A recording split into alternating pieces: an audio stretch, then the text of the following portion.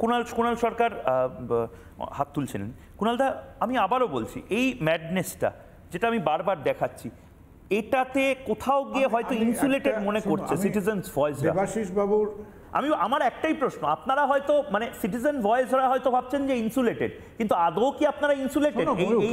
আমি একটা জিনিস শোনো, এই বারবার আমাদের এই পুরনো কাসুন্দির বোতলগুলোর খুলে ঢালতে ভালো লাগে না, কিন্তু একটা কথা আমাদের আজকে ভালো লাগালাগির বাইরে এই সত্যটা আমাদের মেনে নিতে হবে যে 1923 সালে যখন গ্রিস এবং টার্কির পার্টিশন হয়েছিল, তখন তারা বলেছিল যে যত কঠিন এবং যত অপ্রিয় হোক না কেন, একদিকে সমস্ত মুসলিমরা টার্কির দিকে যাবে, সমস্ত খ্রিস্টানরা গ্রিসের দিকে যাবে।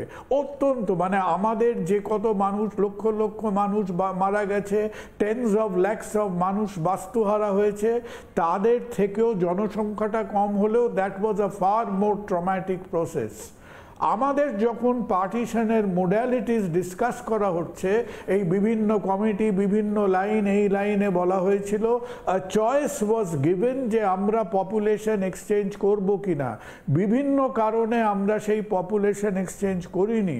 সুতরাং ময়ূক, তুমি আজকে যেটাকে মেকি সেকুলারিজম বলছো, কথাটা হলো যে আমি ইমোশনালি যতটা সেকুলার হই বা না হই, আজকে একজন ছেলে মেয়ে, আজকে আমি তুমি, we are born into this society. আমি আজকে ঘুম থেকে উঠে এইটা ভান করতে পারি না যে আমার সোসাইটির মধ্যে আমরা এখানে আবুধাবির মধ্যে নেই, বা আমরা একটা এমন কোনো জায়গার মধ্যে নেই, বা মিডল ইস্টার্ন স্টেটের মধ্যে নেই, বা পাকিস্তানের মধ্যে নেই, যেখানে আমার প্রায় 98% population will be ethnically homogeneous, religiously homogeneous. সেটা নেই এবং হবে না। কিন্তু প্রশ্নটা হলো যে আমরা যেখানে আছি, এই যে তুমি যে ফুটেজগুলো, আমি দেখতে পাচ্ছি না ফুটেজগুলো, but I can feel the pain of it. এই পেনটা কেন আসছে? এটা দুটো কারণে আসছে। Because of misdirected political governance. Misdirected political governance এবং সেকুলারিজমের একসঙ্গে চলে না। দুটো একে অপরের পরিপূরক নয়। আজকে আমাদের এই যে সংখ্যালঘু মুসলিম বলো, হিন্দু বলো, যেই বলো, তারা তো লাইন দিয়ে যখন আমেরিকার গ্রিন কার্ডের জন্য লাইন দেয়, ডোনাল্ড ট্রাম্প তো তোমাকে 15 মিনিটে একবার করে স্মরণ করিয়ে দিচ্ছে যে America is a Caucasian majority, খ্রিস্টান মেজরিটি সোসাইটি।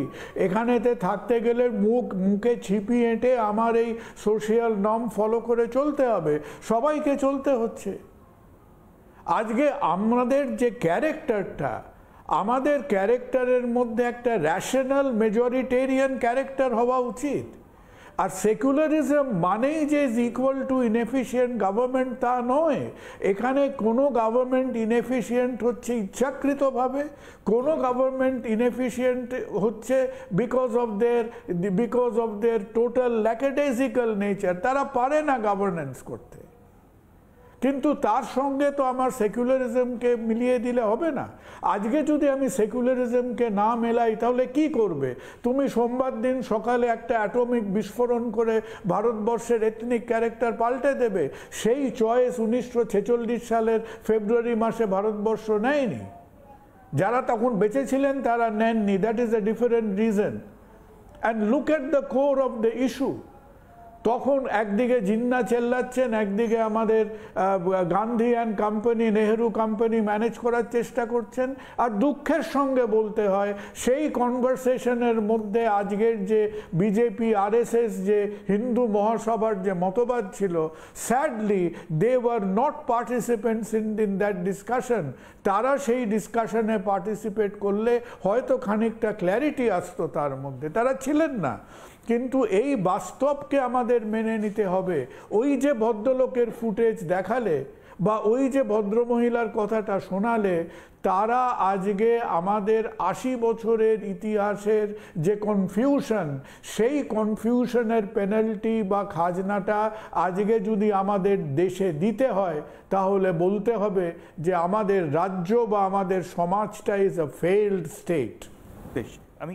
নানা ধরনের কন্টেন্ট দেখার জন্য লাইক করুন, শেয়ার করুন আমাদের ফেসবুক পেজ, সাবস্ক্রাইব করুন আমাদের ইউটিউব চ্যানেল। পাশাপাশি অন্যান্য ব্রেকিং নিউজের জন্য অবশ্যই চোখ রাখুন রিপাবলিক বাংলায়।